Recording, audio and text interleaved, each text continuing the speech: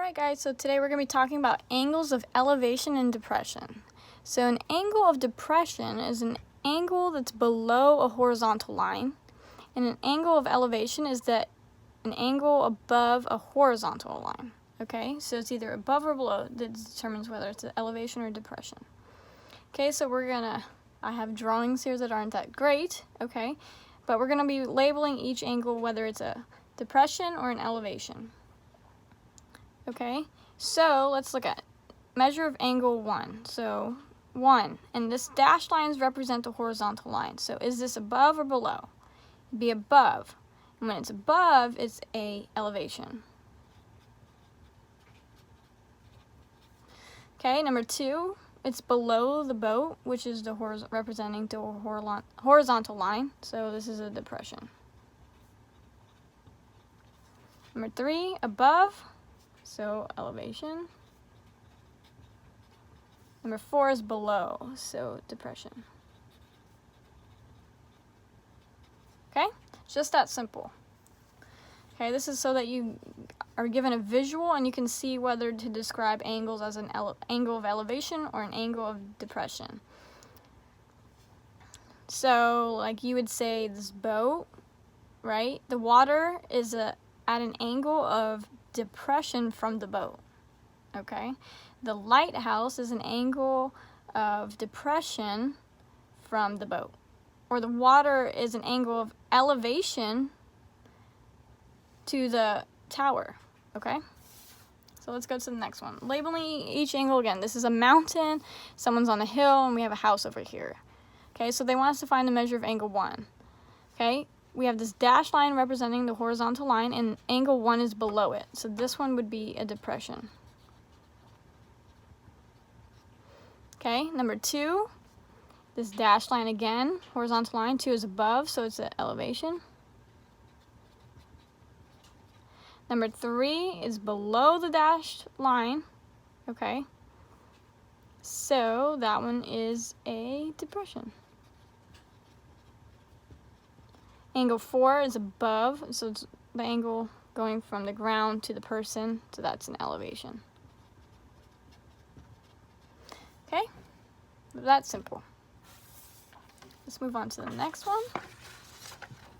We're still dealing with angles of elevation and depression, but now we're going to be talking about it in terms of a triangle and solving for a value.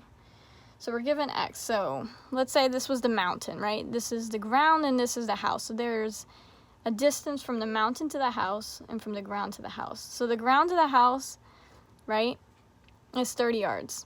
And then we don't know the value from the ground to the mountain. Okay, and that's what we're going to be solving for. So the way we're going to set this up is using the sine functions or tangent functions or cosine. So we have to figure out, we're using tangent, which is opposite over adjacent. Are we using sine, which is opposite over hypotenuse, or is it cosine, which is adjacent over hypotenuse?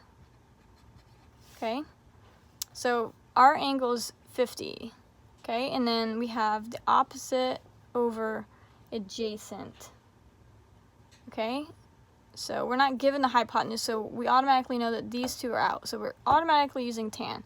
So tan of 50 degrees is equal to the opposite over the adjacent, which is 30. Okay, I'm solving for x, so I multiply by 30. So 30 times tan of 50 is x. So I type that into my calculator. I have 30 times tangent of 50. And I get 35.75. So I can just round this, okay, to 36. So 35, it was 35.7, right? And we're going to round that to 36, and it's yards.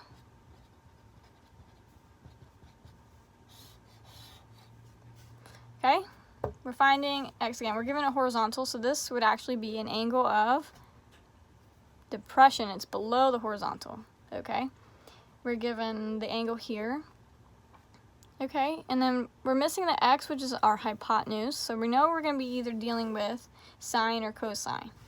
So we take the angle that we're given and we look across. They give us what's across, which would be the opposite, so we're dealing with sine. Sine is opposite over hypotenuse. Okay? So now we have sine of 5, because it's 5 degrees, is equal to opposite, which is 500, over the hypotenuse, which is x. We're going to be solving for x, okay? So this is going to take an extra step because we have x on the bottom. So we're going to multiply by x. So I have x times sine of 5 is equal to 500. To solve for x, I need to divide both sides by sine of 5.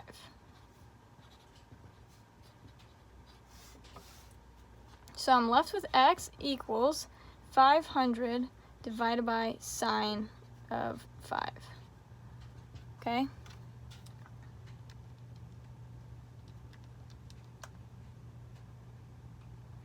Okay, so in our calculators, we're typing 500 divided by sine of 5 degrees, and we just type that in like this, hit equal, and we get 5,736.8.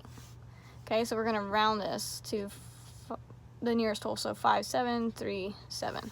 Okay, 5,737, and we were given feet, so we just add feet to here. Just like that. Okay?